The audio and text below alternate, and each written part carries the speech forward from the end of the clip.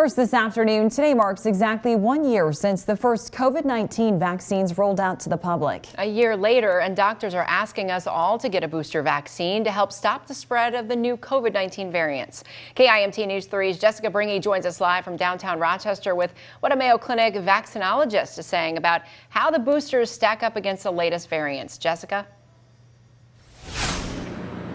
Katie and Amy, Dr. Gregory Poland says we're still learning a lot about the new Omicron variant, but the best bet for all of us is to get a booster, especially since the Delta variant is still the dominant strain in the U.S. Today marks 1 year since the first COVID-19 vaccines were administered to the public, as health experts now recommend a booster dose to slow the spread of variants. The early pointers are that a booster will protect us against Omicron. While doctors believe Omicron could be the dominant strain in the U.S. by January, vaccinologist Dr. Gregory Poland says currently Delta is still the main concern across the country. Delta is more worrisome in terms of the virulence, the amount of disease it causes.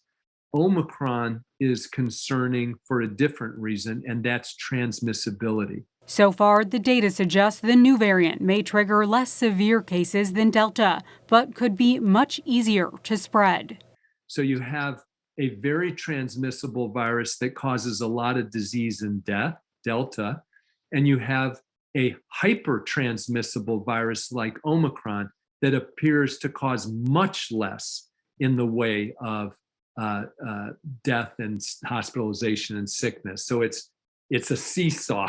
Dr. Poland says we can mix and match booster vaccines with our first doses. It's just important to get boosted as soon as possible. With the holidays, cold weather, travel that has been unprecedented since the pandemic began, the lack of mask wearing, the only 65% of Americans immunized, only a third of those eligible for boosters have gotten it.